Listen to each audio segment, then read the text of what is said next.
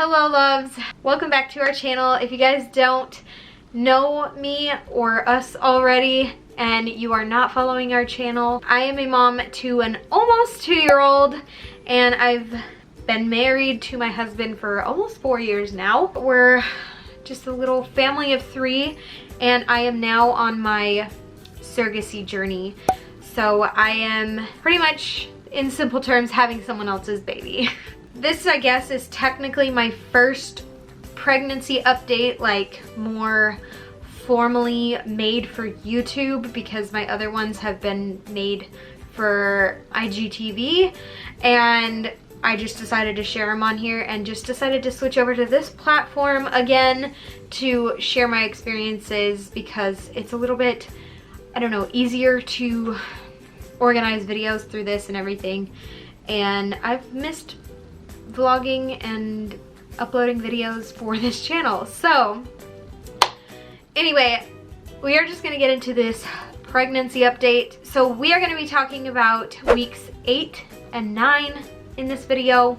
I'm actually currently 10 weeks pregnant, a little over 10 weeks pregnant. Definitely did not mean to film it at this time, but I've been so nauseous lately. I just haven't been feeling well and we've just had a lot going on. So this is kind of being filmed a little bit late, but my updates are a little bit behind and I kind of want to keep them a tiny bit behind, but I'm going to try to catch them up a little bit. So hopefully you guys won't be so far behind. So yes, weeks 8 and 9, man, those were some crazy weeks. I'm just gonna go ahead and start off with a couple things that have happened during those times. I can't remember exactly, but I did have another like bleeding scare. You guys know I've had 2 in the weeks prior, but I had another one I think right at the beginning of 8 weeks, and it was pretty much just because I forgot one of my estrogen medication pills, and it can cause bleeding because it's what keeps your lining like thick. So if you miss some pills, it may cause bleeding. It was definitely still scary, even it being like the 3rd time, but I've been very, very diligent even with, because even when I had bleedings, like I've had reminders on my phone and I still just forgot about them or just dismissed my alarm and didn't go take my pills. So yeah, been on top of it. I haven't missed any more pills after that and it's been pretty good. Also, the bleeding only lasted for like a couple hours or maybe like overnight, and it was very, very light. I did have another ultrasound at 9 weeks and 3 days and everything looked perfect. I got to see the baby move, which was like, it was so crazy just because I don't think I had an ultrasound around that time with my son, and so it was so cool to see such a tiny little baby moving around, like arms and everything. And honestly, in that moment, it was so different than like if it was my own baby.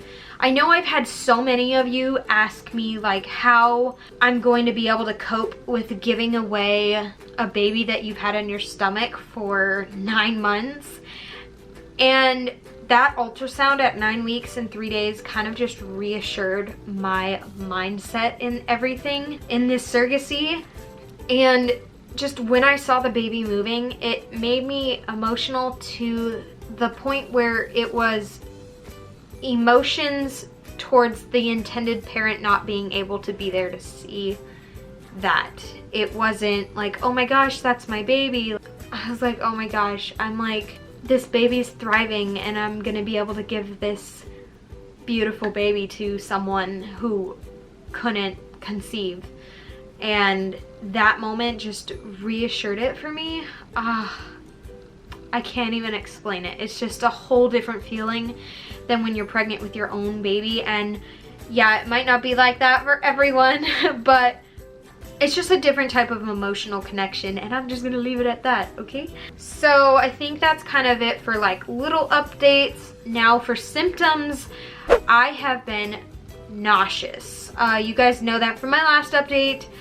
It's carried on into these next couple weeks, and I want to say week 8 it got a little bit worse to where I needed to eat little snacks throughout the day, otherwise I would get nauseous, but also certain things would make me nauseous, or I don't know, like it felt like it got a little worse. And then week 9 it not disappeared, because it didn't disappear, but it just wasn't as worse. It kind of felt like it was getting better, and so I was definitely excited that it got a little bit better to where I wasn't feeling super nauseous every day. And I do actually think that it was probably because I was drinking more water and staying hydrated. I think that's definitely a key factor. I mean, you want to stay hydrated when you're pregnant anyway, but I think it helped with my nausea, because when I was more hydrated, I wasn't as nauseous throughout the day. And if I was like careful with what I was eating, like I wasn't eating really,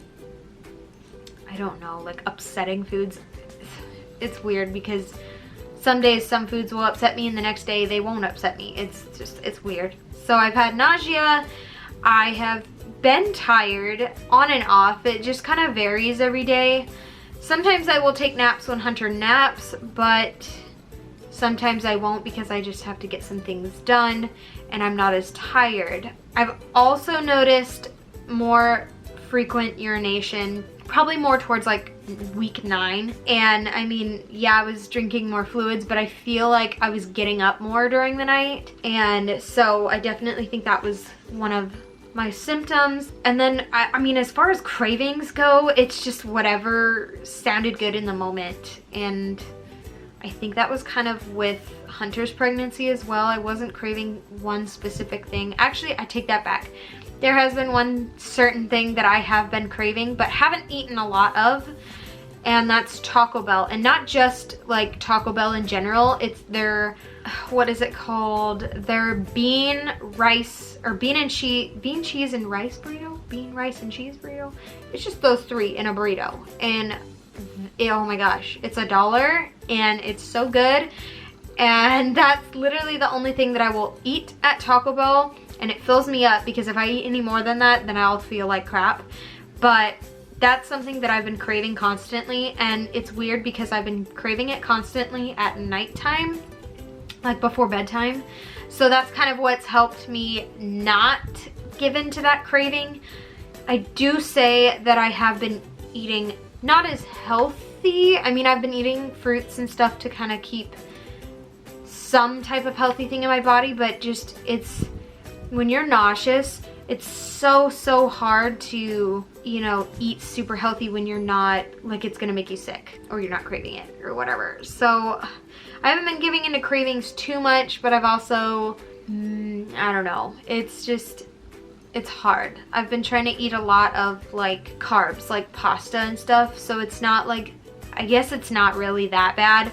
Butter noodles and stuff like that that, yeah, you probably shouldn't eat a lot of, but it's just something that's gonna keep me full without me eating like a bunch of ramen and high sodium stuff. And I don't know, it's healthier than some other options out there. I do think I've been craving some salads, mainly like Cobb salads. So I've eaten salads here and there, and especially if I'm craving a salad at that moment, I will definitely make sure I go get that, because, you know, if I'm not gonna be craving lots of like super healthy foods, I'm gonna give in to that one healthy food that I am craving at that moment and, you know, take advantage of it. Other than that, I think I still have been a little bit constipated, but it's gotten better.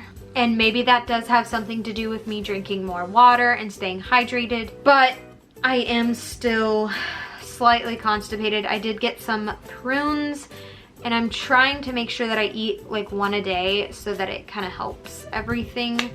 That's what I was suggested to do by one of my friends.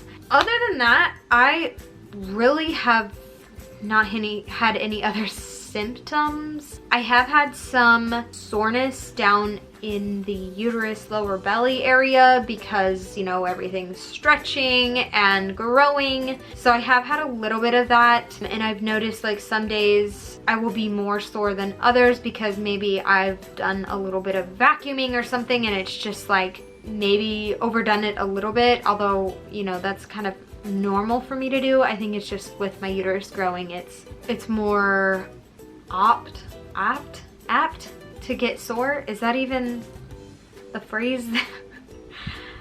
There's gonna be so much of this like questioning words and phrases and stuff because like my pregnancy brain is like crazy right now. I do have to say it's been kind of hard not being able to pick up Hunter because that is one thing, especially with surrogacy, that you want to kind of avoid as much as you can, is picking up heavy things.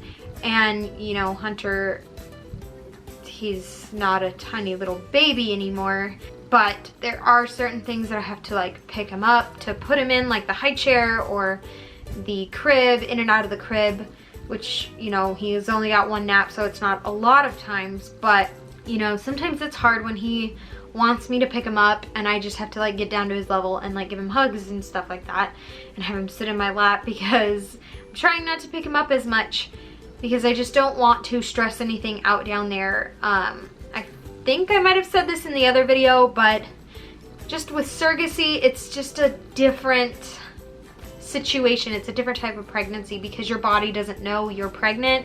So especially in the early stages or the first trimester, it's so crucial to like make sure you're not overdoing yourself, not picking up huge objects, and just making sure you're getting lots of rests and fluids and foods to, you know, keep your body, I guess, energized, because I haven't been drinking as much caffeine because it's not, I guess, advised.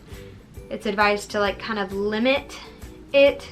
I have had a matcha latte here and there. I think I've had like one coffee, which is just crazy because, you know, if you follow my Instagram, I was on this like coffee craze before transfer, and it was definitely a hard adjustment, but I've done it and found other ways to keep myself energized. I will drink like a soda here and there, but not like, I actually don't even think I've drank a caffeinated soda though. It's like Sprite or ginger ale because obviously I'm nauseous. And I've had like an A&W here and there, but those are also caffeine free. So haven't really been drinking a lot of caffeinated beverages, but I've been doing pretty good with that and I'm happy. Sure, I'll go back to drinking coffee though after I'm done with this pregnancy. Like I'll have a coffee here and there, but it'll most likely be decaf, and after birth maybe then I'll just go back to drinking my regular coffee. But that's pretty much it for this update. I'm going to show you my belly. Keep in mind I am 10 weeks now, but I'll just show you it anyway because you'll see my belly at the end of 11 weeks because I'm going to be filming the 2 weeks at the end of them so that I can make sure I have all the updates for them. So I'm going to show you my belly real quick and then we will be done. Okay, so this is my belly. I've kind of just noticed maybe like the tiniest bump. Yeah, I mean, I've eaten today, but not a ton. And I mean, if I'm like pushing my fat out of the way, you can still kind of see a bump. Yep, I do still have stretch marks from my son. This is my little bump, I guess, slash Taco Bell. I guess not Taco Bell because I really haven't given into that, but like, yep. I do have to say that I've shown a lot faster with this pregnancy, and I'm super interested to see like how big I'm gonna get, so like early on, just to see how fast I show throughout the weeks, because I heard that you show faster with your second pregnancy. And so I'm super excited about that because I love having a little baby bump. And so yeah, that is pretty much it for this update. I hope you guys enjoyed it. I hope you enjoy these pregnancy surrogacy updates. and I am going to be doing them every other week, just because not every week there's stuff to update on. So I will see you in my next video. Bye!